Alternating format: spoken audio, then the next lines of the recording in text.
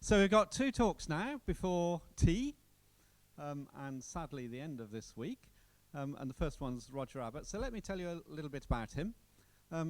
He's the Revd Dr Roger Abbott, and he's working as with the Faraday Institute, as he has been for several years now, on disasters. And that's what he's going to talk to us today about. But his background is actually 30 years of pastoral ministry, and then alongside this, he's been a disaster trauma responder, which means in recent times in Britain, if you knew the news, he was at the Manchester bombing and the Grenfell Tower fire and the stabbings in London and various other things like that, which are definitely human disasters. But he's going to talk today to us about the role of religion in human responses to natural disasters. And he's done field work in a number of places that you'll recognise. New Orleans, where there were big floods. Haiti, where there was a massive earthquake. The Philippines, where the biggest typhoon ever to hit land arrived, shortly before Roger arrived. And Somerset Levels in Britain, where there was a lot of flooding, no loss of life, gladly, in that case, but nevertheless, massive disruption of livelihoods and so on. So he's got a lot of experience in the whole arena of the area he's talking today. So let's welcome Roger.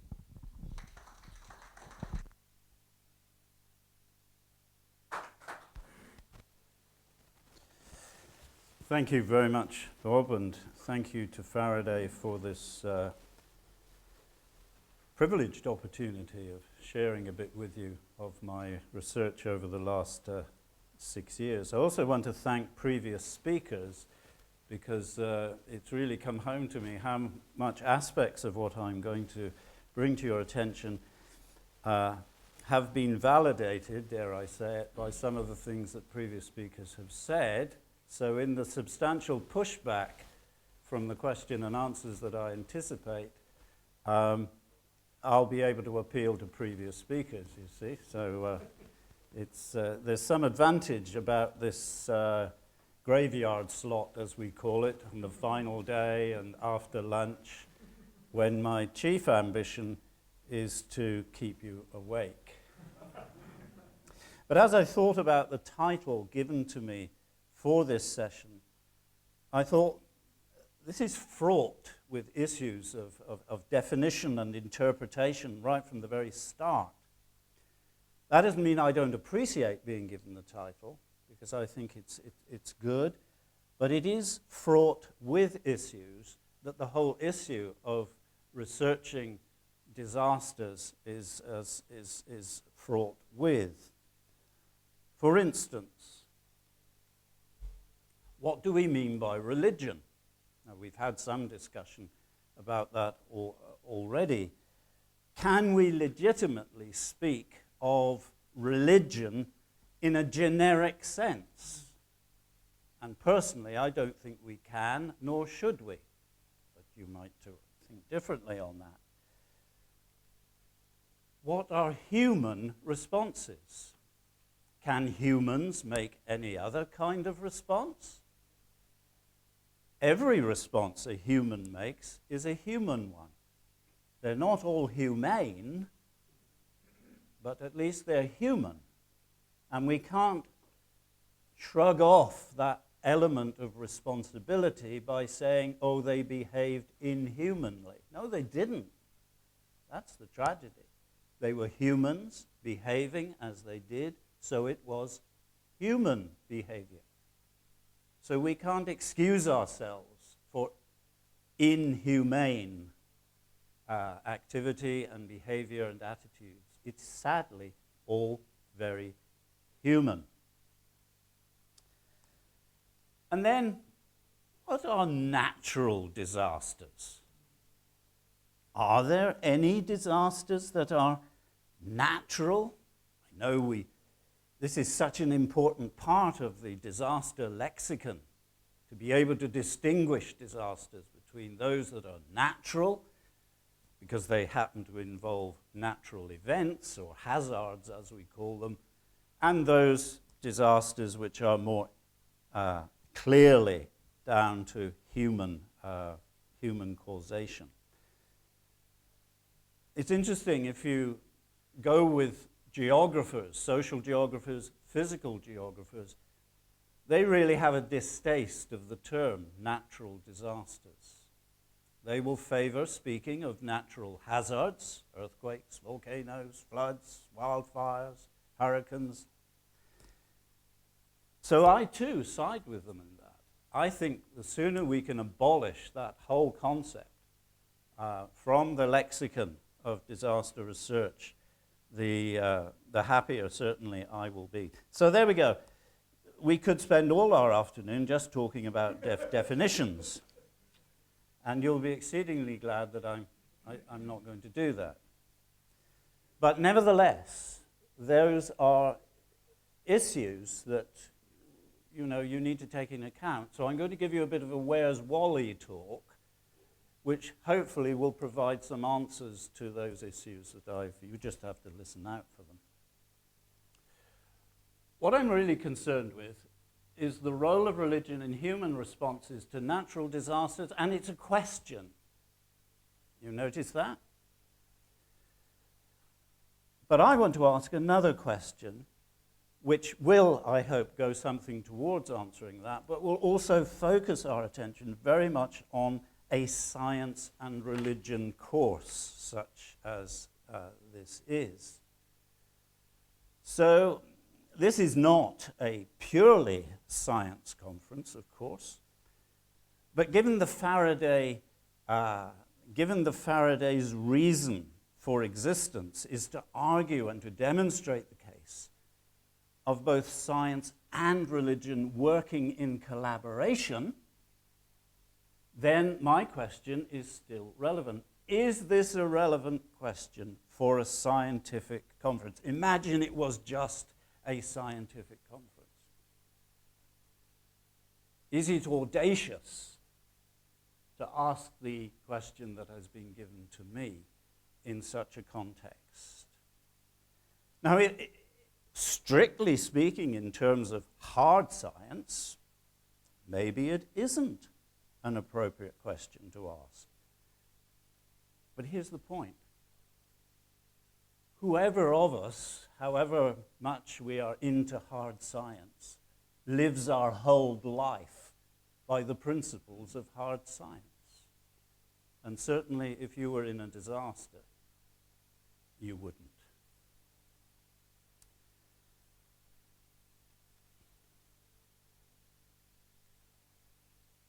Natural disasters are not ever simply scientific events. They are powerfully aesthetic events, deeply emotional events. They are cultural events, and they are traumatic events. But they are also religious events. That's the point. Since so many of the populations they affect all over the world are often deeply religious populations, and certainly those I've been working in have been deeply religious populations. And those which are not deeply religious just coincidentally happen to find deeply religious questions pop up into their minds when disasters happen, albeit temporarily. And Joanna referred to this in her talk earlier in the week. Life is always lived from within a multitude of disciplines, as disasters highlight very vividly. First, though, in the interest again of science and religion, religion is not a generic phenomenon. It is a very particular phenomenon. And even on the level of the particular, it can become exceedingly nuanced. Just take Christianity, my own faith, and the one I shall present from, as a case in point. I've been working in Haiti. Haiti is a country that has 3 state-recognized religions: Roman Catholic, Protestant, and Voodoo. Each a state-recognized religion. However, you think that's okay, that's 3. To be a good Vaudisson, you have to be a good Catholic. And any Haitian will tell you all Haitians are round about 75% Catholic or Protestant and 100% Vaudisson. Is that complicated or what? So this is not an area for binary thinking. And this is not an area for reducing religion to a generic concept. In New Orleans, it is formally a Roman Catholic city, but there is a very strong minority evangelical, conservative evangelical Protestant presence. There's a liberal Protestant presence, and there are a number of Native American religions present also. In the Philippines, again, formerly a Roman Catholic country, but there are different strands. I didn't know there were so many different strands of Roman Catholicism. Find them in the Philippines. There are different expressions of Protestantism.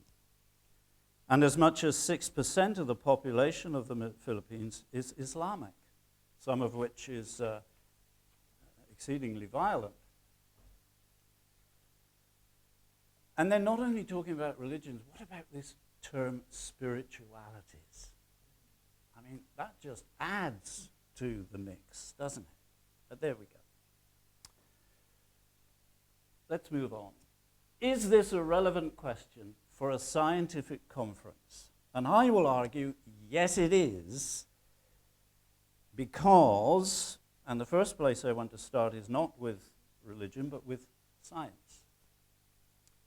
Any theology or religion around natural hazards and disasters that ignores or denigrates the contribution of hard science, and I say this with great passion, is a seriously dysfunctional, defective, and dangerous religion. Let me just give you just one example of this, taken from my work in Haiti. From 2004, that's 6 years before the earthquake, under the auspices of the United Nations, who came to invade Haiti in 2004 in the form of the MINUSTA. But from 2004, there was an expert French seismologist in the person of Professor Eric Calais. He had done his PhD back in the 1980s in Haiti. He'd come back to do research projects there in 2004. And he was asked by the United Nations to be their chief scientific advisor. He was a professor from Purdue University in the United States at that time. He's now in the École Normale Supérieure in Paris. But he was there working in Haiti. In 2008, he and his colleagues published their findings.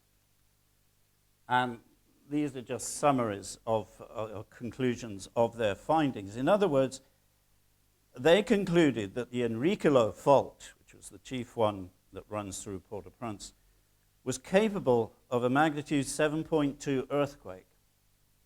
The results of this research, now listen carefully, you're awake now, aren't you? The results of this research, scientific research, were communicated to the United States and to the French embassy officials, to the World Bank, to the United Nations Development Program, and absolutely nothing was done about it.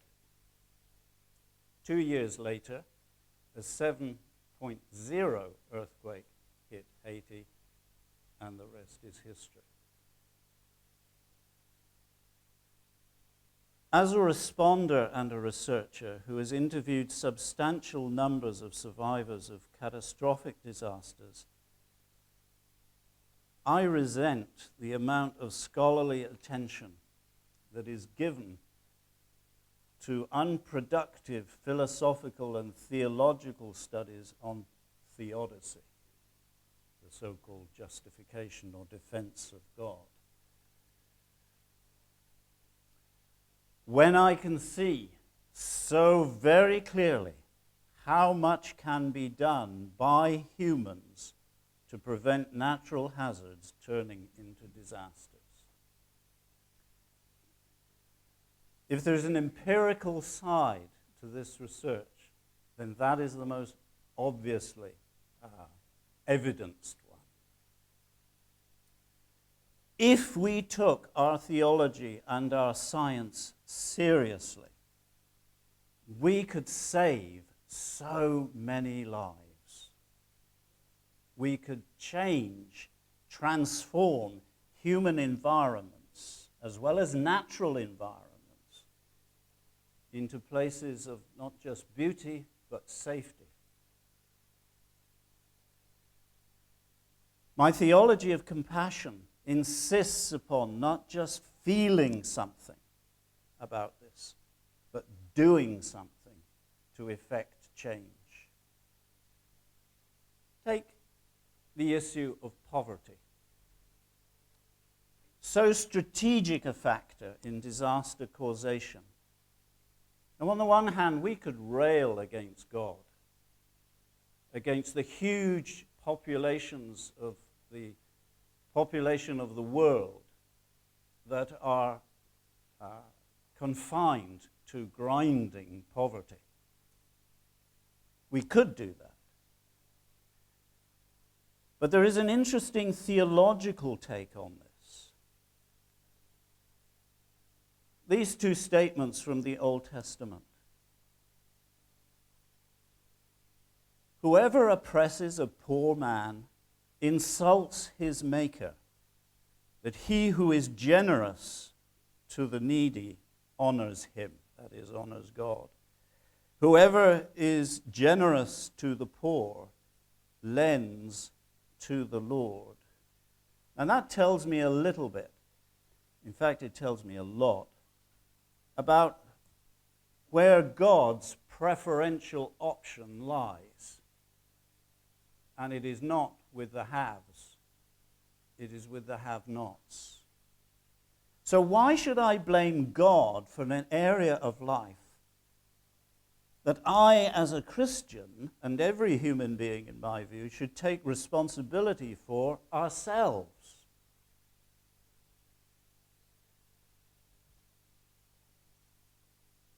Religion has a huge role in making a human response to natural disasters, a huge role that can be very effective when religion takes its God-ordained responsibility seriously, and a part of that seriousness is its commitment to take science seriously.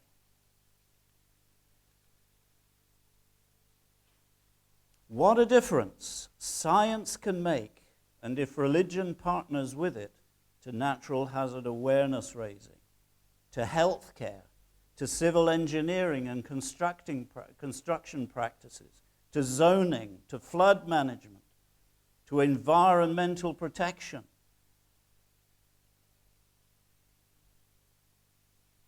To fishing, to livelihood maintenance. In the words of Professor Kathleen Turney from Boulder in Colorado, we already know a great deal of what we need to know in order to reduce the pain, suffering, and other losses associated with disasters. But applying that knowledge is difficult because of institutional inertia, and especially because of the benefits of those in power obtained through activities that increase that risk. In other words, lack of education, lack of access to science, lack of economic resources on the part of the poor, lack of generosity on the part of the rich, and lack of prophetic engagement by the church are preventing the science, which can do so much good, from making lives safer when hazards strike. So science partnering with religion can make a huge change to that situation, where there is a will to do so. So is this question a relevant question for a scientific conference? I will argue, yes, it is, because no scientist faced with a natural disaster in their personal or community life will be able to survive simply on the basis of the scientific method. This is because humans are, quote unquote, wired for God. We are so much more than a collection of atoms and molecules and hormones and chemicals. And natural disasters shock the human being in ways that can shatter the most basic assumptions about life, whether they're religious or scientific.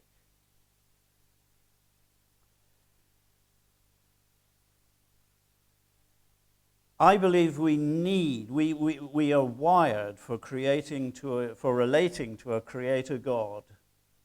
We have a sort of, if you'll forgive the term, a divine compass that points us to our creator God. I believe Paul refers to that in Romans chapter 1 when he speaks of the eternal things of God, even his eternal deity and Godhead, being clearly perceived, but repressed. So religion does have a role in natural disasters, in that religion endorses a huge humanitarian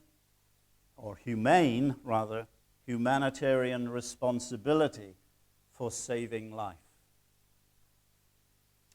A responsibility that in New Orleans, Haiti, and on Bantian Island in the Philippines was not carried out as it should have been because of purely human factors.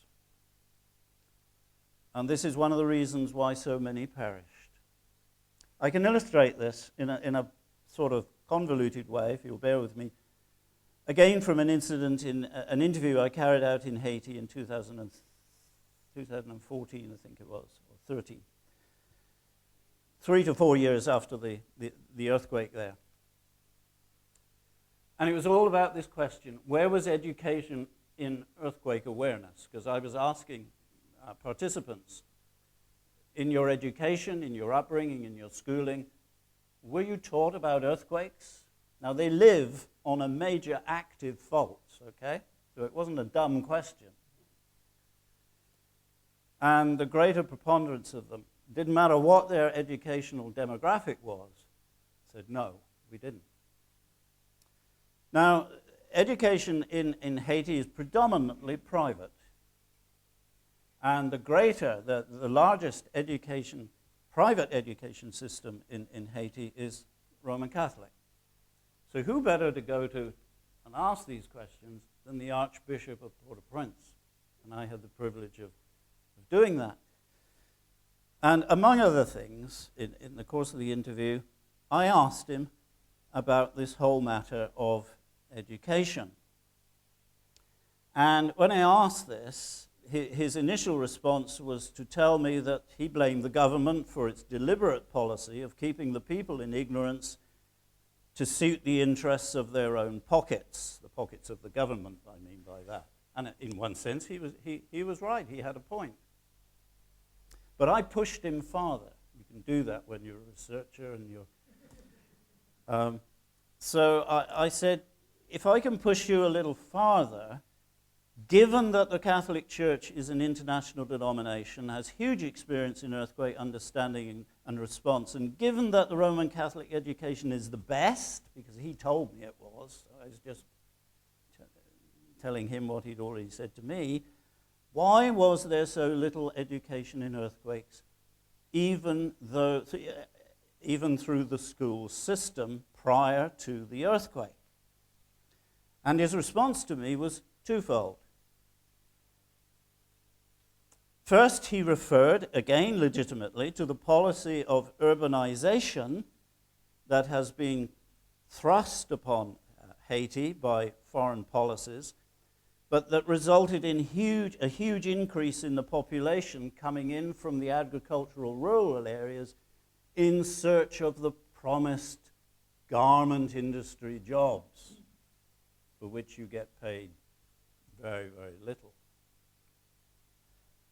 And he was quite right to raise that.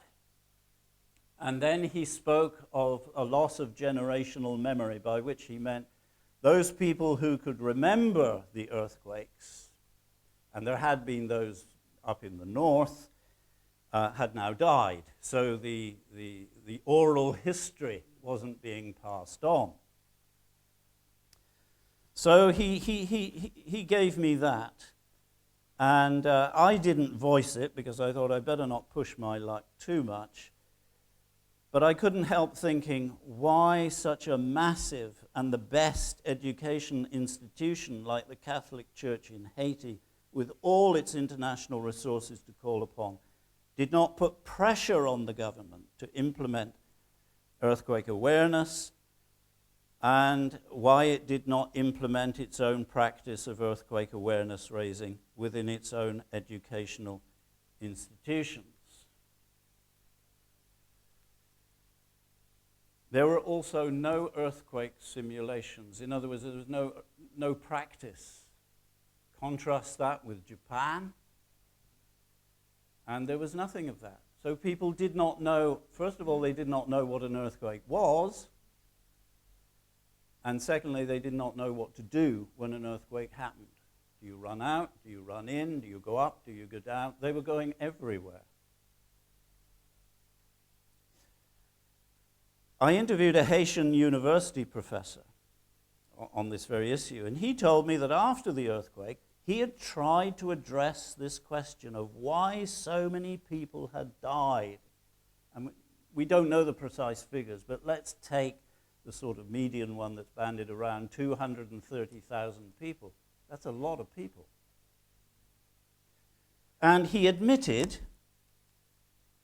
I tried to find out how we could have avoided this. And for me, the main reason was the low level of education and awareness of our population. That, for me, was the first explanation.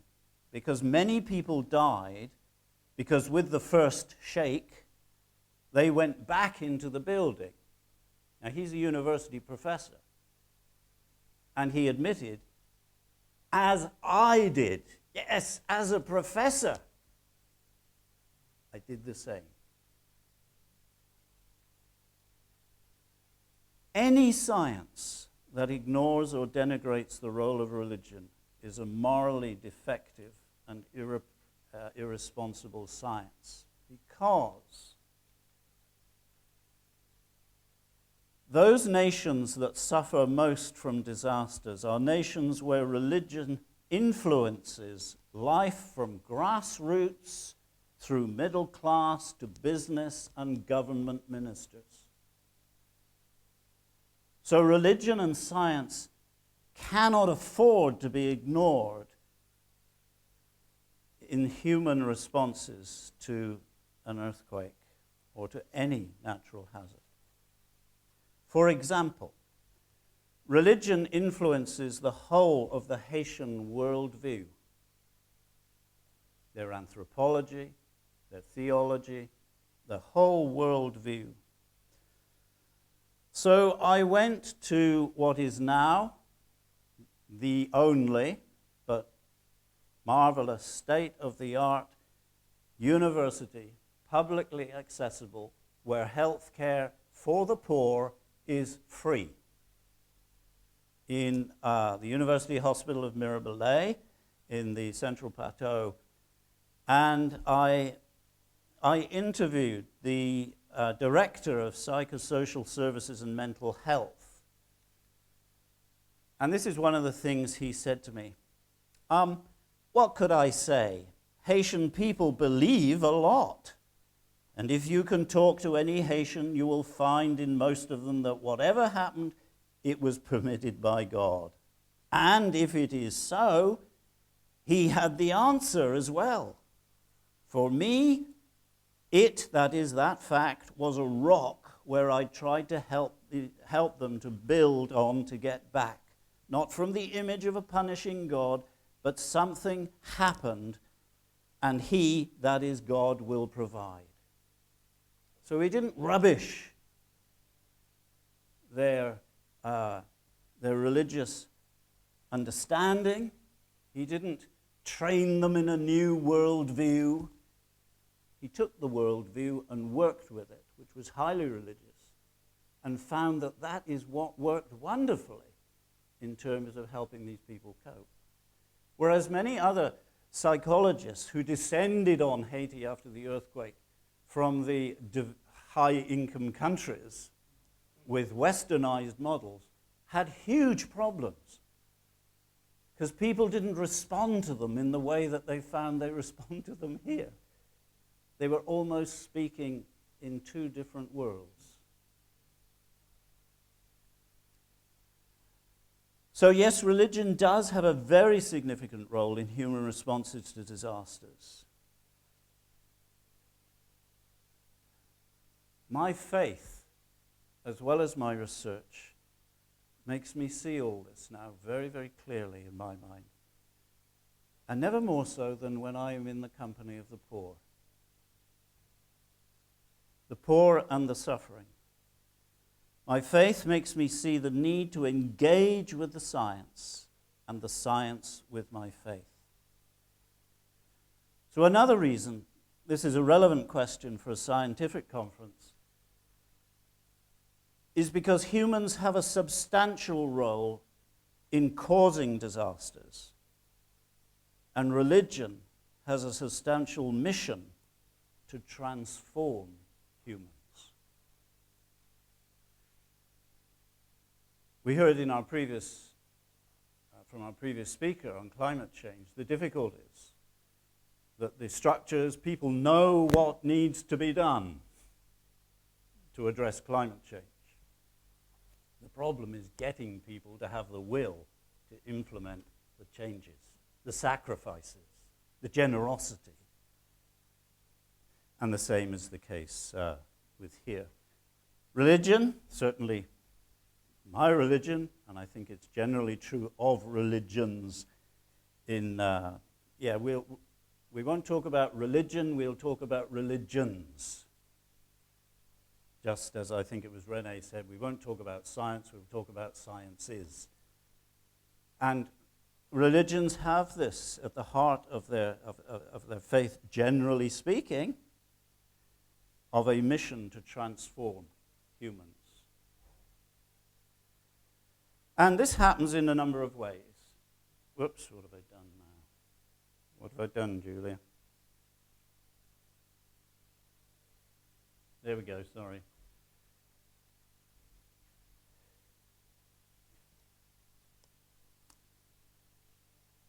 First of all, religion's role in responding to emergency crises. This is perhaps the most well-known and most well-documented historic role religion has played in human responses to natural disaster. Historically, it has been mainly faith-based organizations that have been at the forefront of this kind of role. Some that started with a clear faith base have eventually developed into more secular organizations. Red Cross would be a case in point. Or at least adopting a more secular approach but keeping a basic Christian ethos, such as World Vision, Christian Aid, MEDAIR, and some have maintained a more overtly Christian ethos, Tear Fund, Samaritan's Purse, Islamic Relief, and so on and so forth. Such faith-based international non-governmental organizations, of which there are thousands that converged on New Orleans in the aftermath of Hurricane Katrina, and onto Haiti after the earthquake, and into the Philippines after the typhoon. Had they not done so, had it been left to the governments, then many, many, many more people would have perished in all of those incidences than did. And that is now a well-researched and published conclusion. What about contributing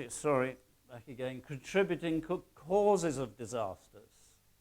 Our previous speaker again said that religion isn't, I say the magic bullet, but it isn't, the panacea, because it has to be acknowledged that at times religion has been problematic in the area of disaster response. There are two areas I just want to refer to briefly. The first is the contributions of some conservative theologies in particular that have downplayed, if not undermined, active social engagement in life here and now in favor of a negative hope for structural systemic change in the here and now, in favor of a priority of evangelism for the hereafter. And the net ironic result of those theologies have been, yes, on the one hand, an undeniable, and please let me acknowledge this, an undeniable role of compassionate response in terms of providing emergency relief. But focus here has been upon the role of charity. However, this type of response has stopped short of engaging with root causes, which are often much more systemic.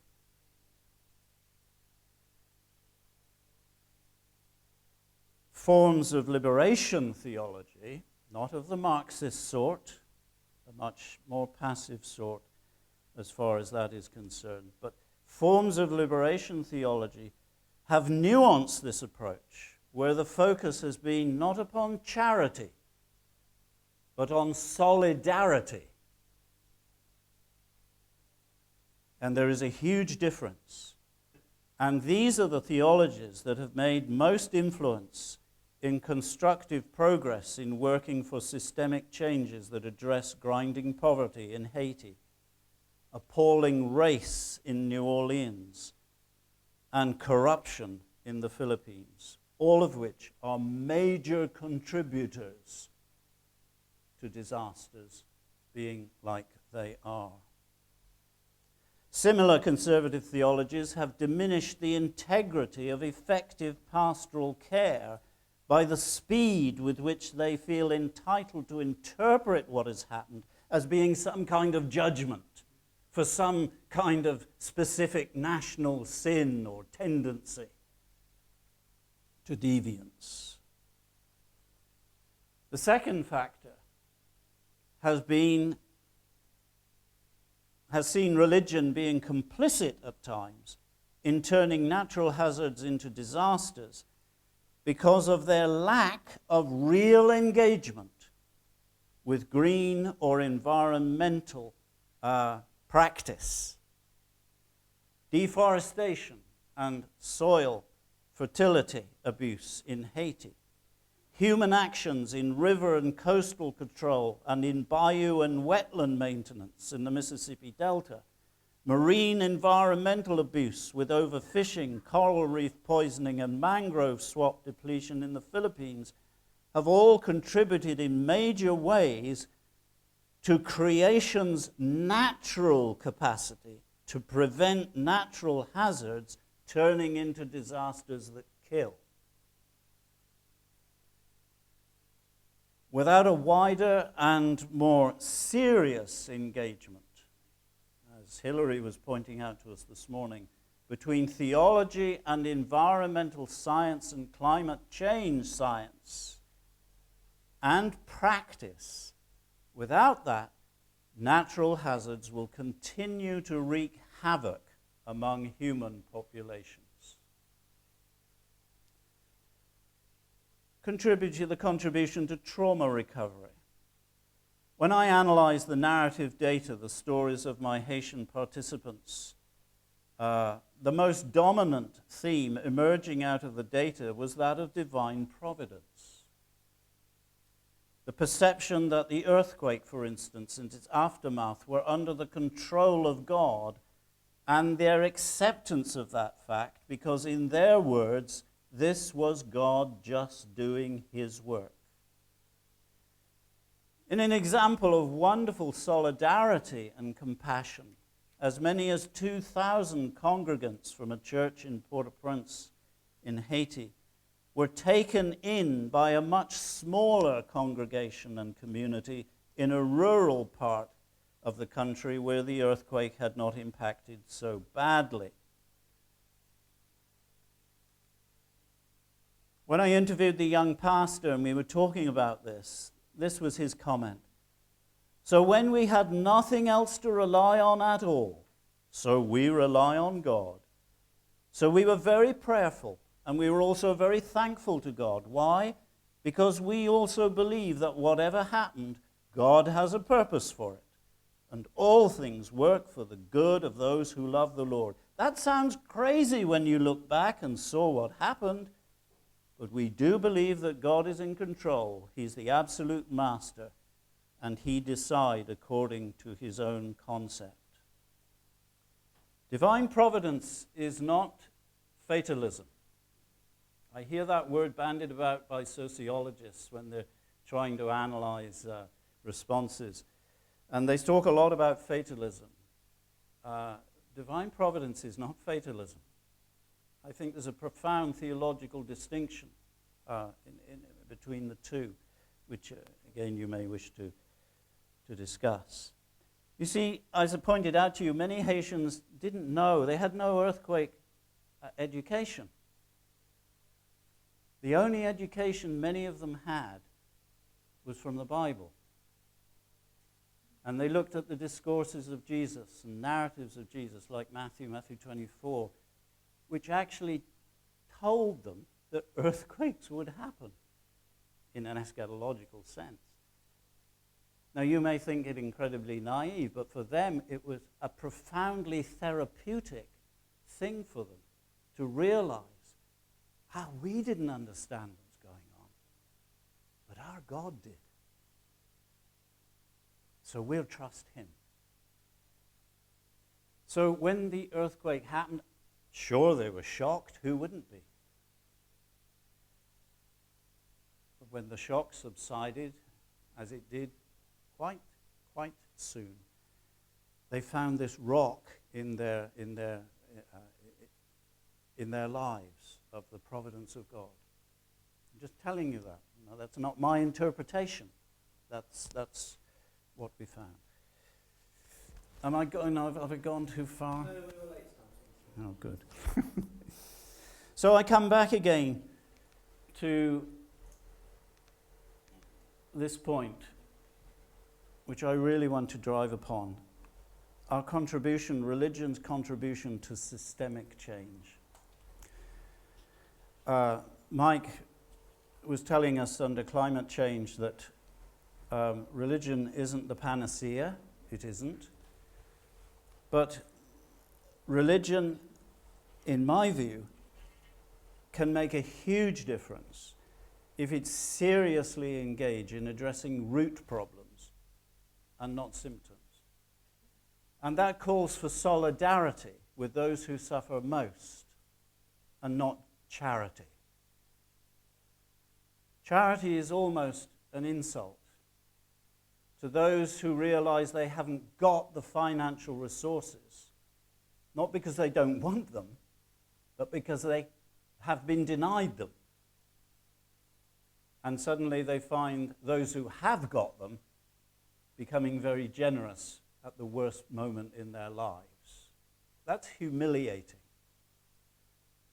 So there is a call to identify in solidarity with these situations. So another reason why religion has a role in human response to natural disasters lies in the divine bias toward the poor and the defenseless.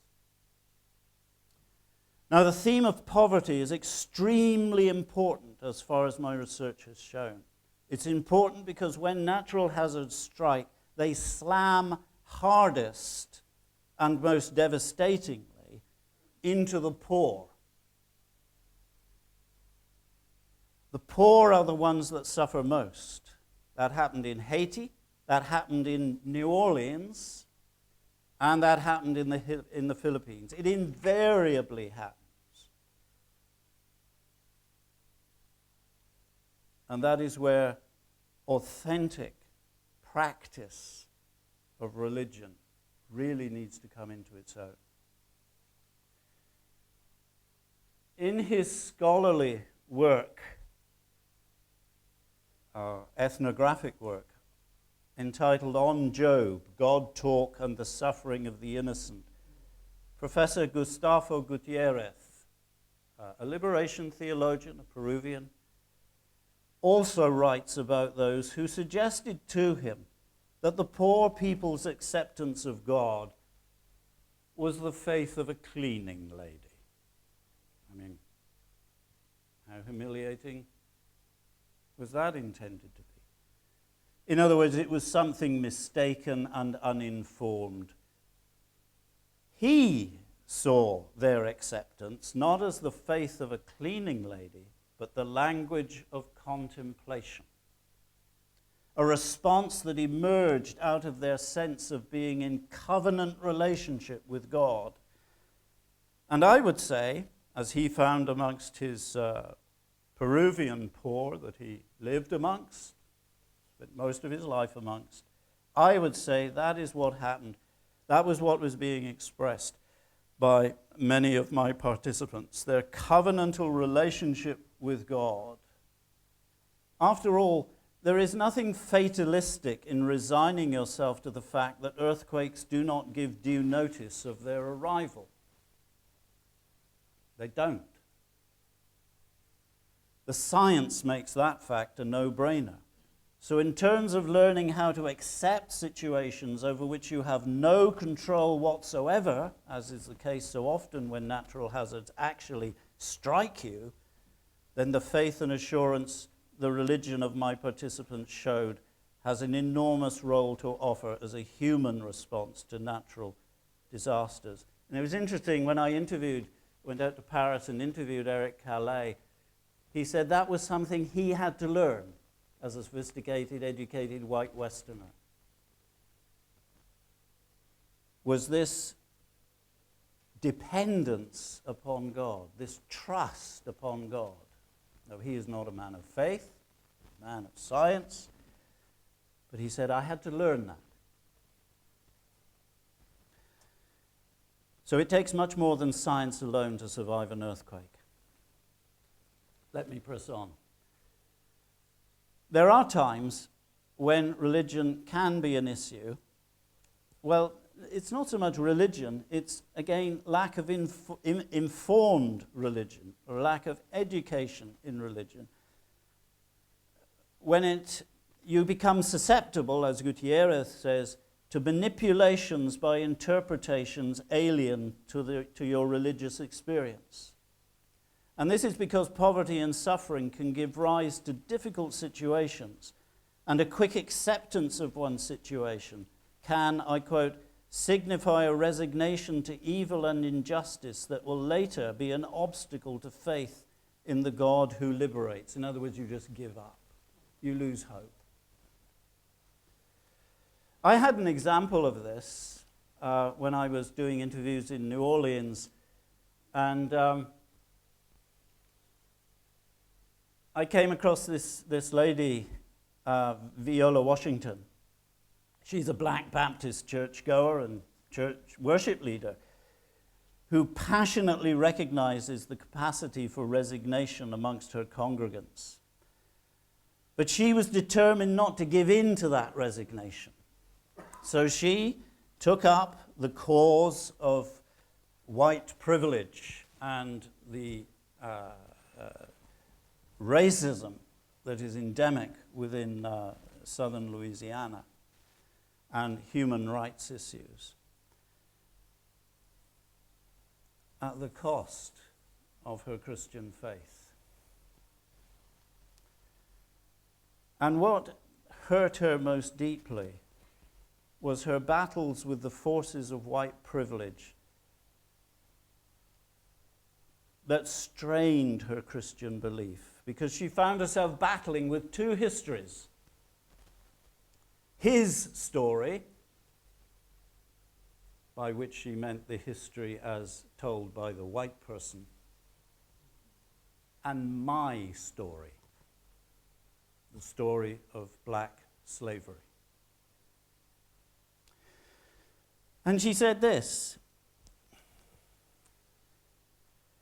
she was fighting against a way of life where the black parents would agree with the white parents' gossip, that black Johnny, and forgive me for using the language, I'm just quoting her here, he ain't smart.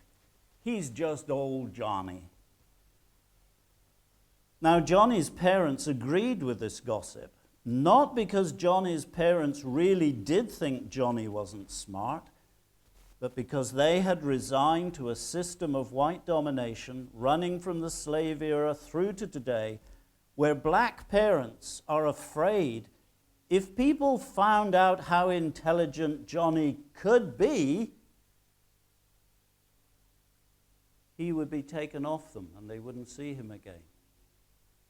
Because that's what happened under slavery.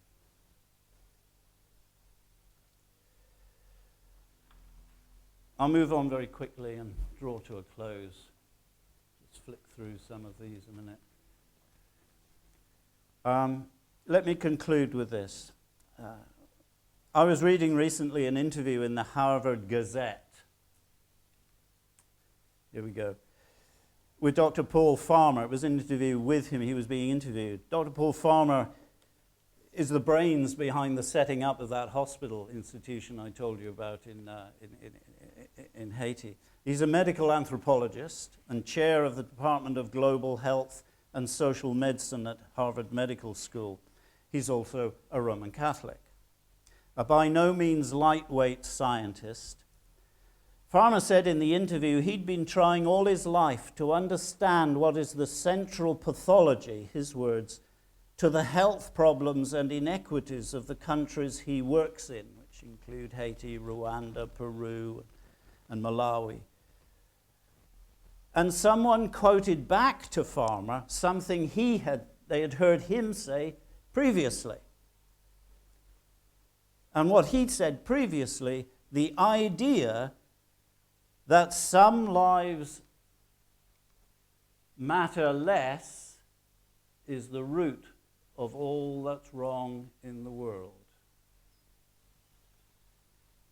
And then he went on to say,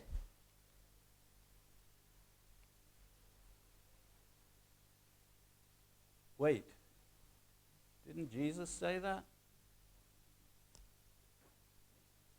And just about every Jewish prophet. Is there a role of religion in human responses to natural disasters? My goodness me, there is. And I'll close with those words from the prophet Micah. He has told you, O man, what is good, and what does the Lord require of you, but to do justice and to love kindness and to walk humbly with your God. And what my research shows to me without any doubt is that the world of disasters could be totally transformed just by implementing that principle. Thank you.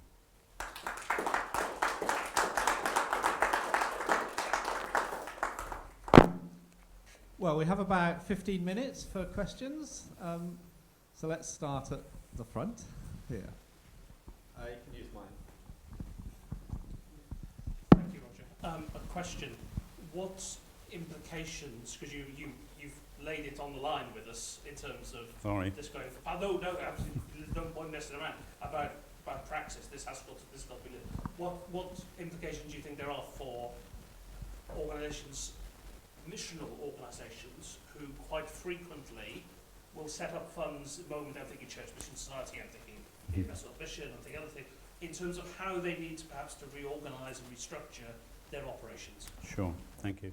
That's a question that I, as you would anticipate, often get asked.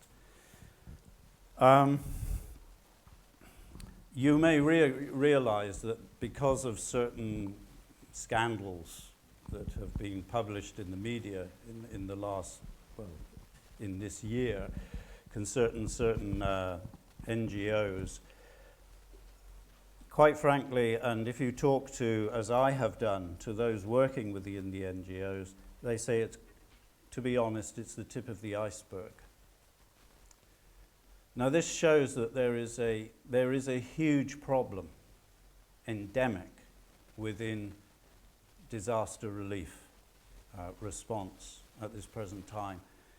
And there are probably not one NGO, Christian or otherwise, that is feeling completely safe at the moment because of the weaknesses, not just the human weaknesses, but the structural, institutional weaknesses that are inherent. And because for so long, emergency response has been dictated by high-income countries and by those who have the means, the financial means, the logistical means, but who themselves as nationals and nations are not that experienced in what it is to have a disaster. But such is the arrogance, quite honestly, that is built up within the industry. I deliberately refer to it in industry because there are huge amounts of money that are swimming around in this. Such is the arrogance that has been built up, and the academic arrogance, because great courses and degrees and research projects have been done in these countries.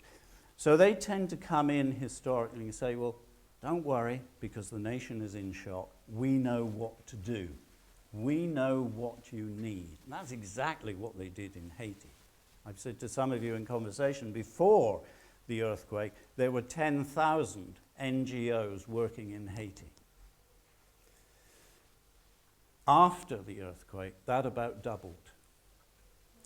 And most of them completely bypassed the government, the national institutions. Now, their excuse for doing that was that Haiti is a very bad country, and the government is an even worse government, so you can't trust them. Now, there is, without any doubt, a long history of corruption and political instability within Haiti. But let me assure you that the corruption and instability within Haiti, which is often branded as being the poorest nation in the Western Hemisphere, that's the common strapline. I can assure you there are many other nations, some much bigger, that are much more corrupt and much more violent than Haiti. But this is what happens. So it's a rather paternalism. It's almost an extension of colonialism. We know what you need. There's beginning to be a change in thinking of this now, and a recognition, something that I was trying to get across to the NGOs that I was working with when I was in Haiti and in the Philippines. Why don't you talk to the people?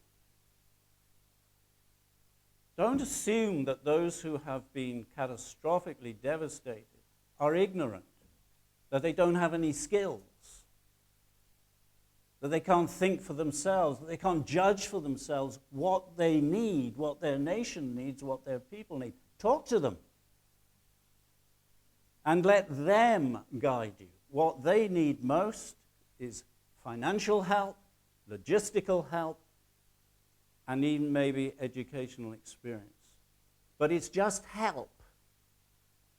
And that, in my view, is where the revolution has got to take place, and it's got to go a lot farther yet, and it has to be solidarity, not charity. More comments or questions?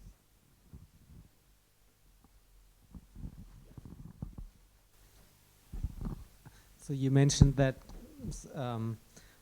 it might be hard to distinguish exactly where the frontier is between naturally caused disasters and disasters which have a human effect or a human cause as well. So what would be necessary to extend your statements or your research to disasters in general, no matter if they were caused by nature or by human influences? Well, that's a good question. In my view, not a lot. Especially as I did my PhD in disasters in this country, which are all basically human. We have flooding, But most of the ones that I have been involved in, of course, have been evidently human. Terrorist, transport, football stadiums, and so on and so forth. To me, there is no distinction. When I analyze what caused the disaster in Haiti, in New Orleans, in the Philippines,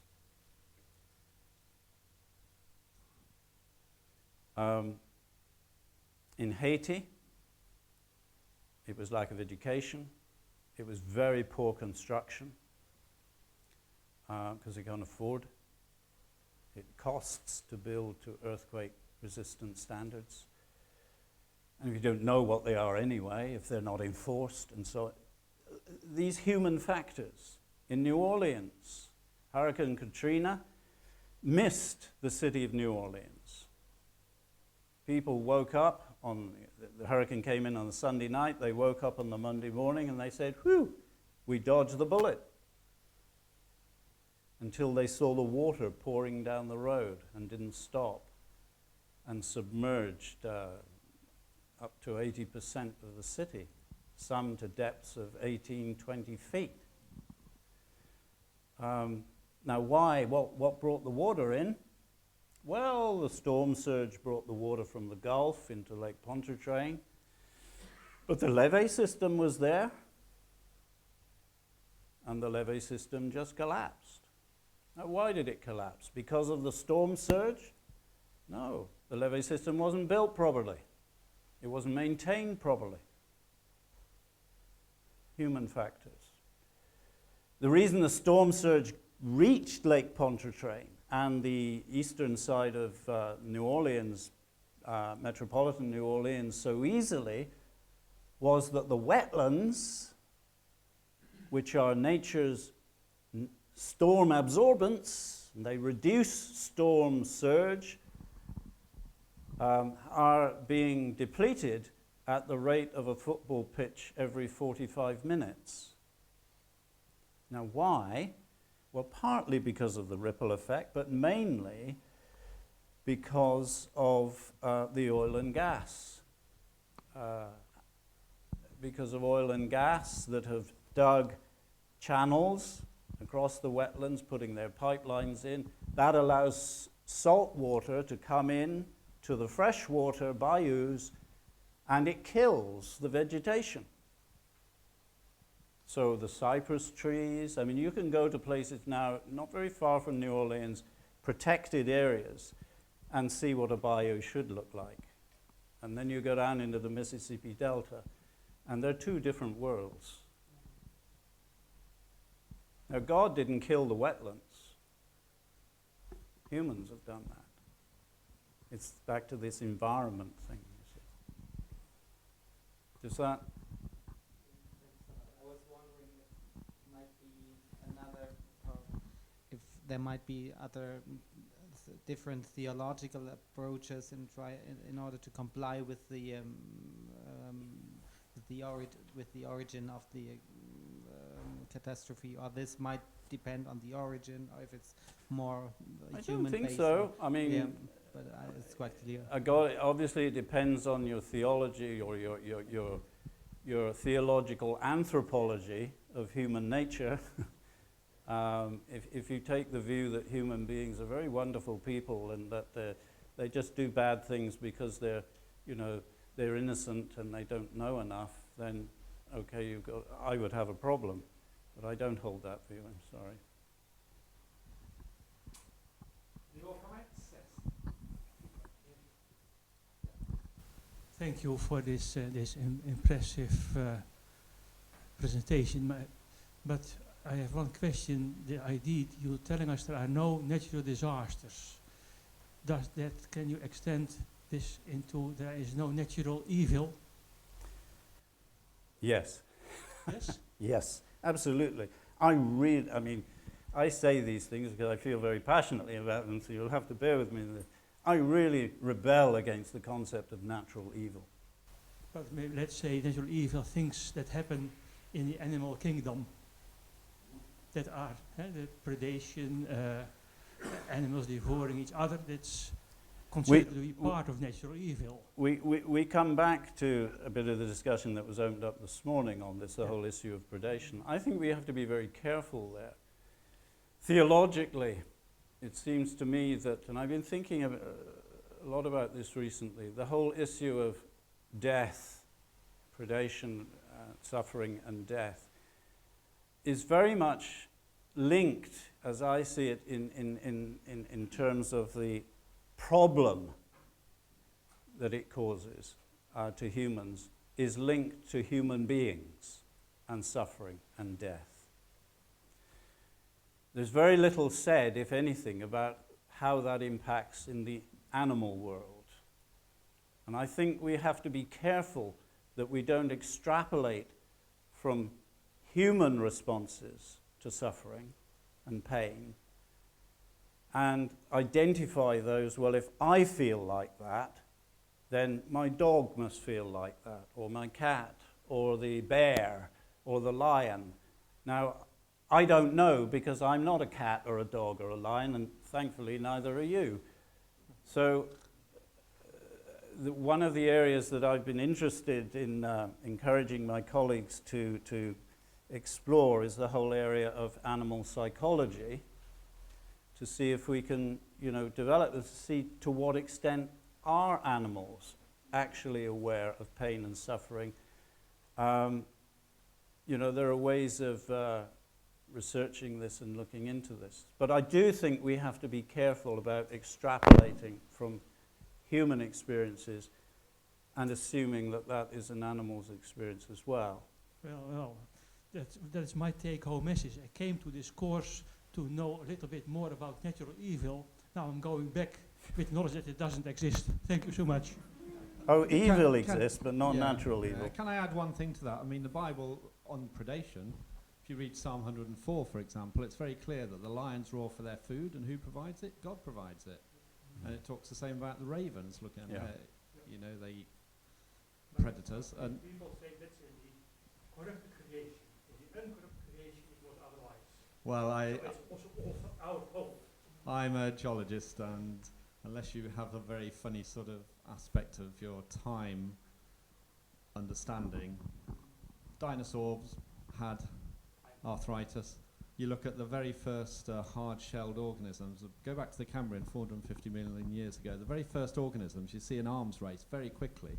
And people have found 450 million year old organisms with holes drilled in them by predators. So it was an arms race, right? Everybody was soft-bodied. Other things ate them off. So I'll make a hard body. And then predators developed ways of dissolving the hard and getting through it. It's the nature of the world God has created. And actually, every time we eat anything, we've killed something. It's the natural order of life and death.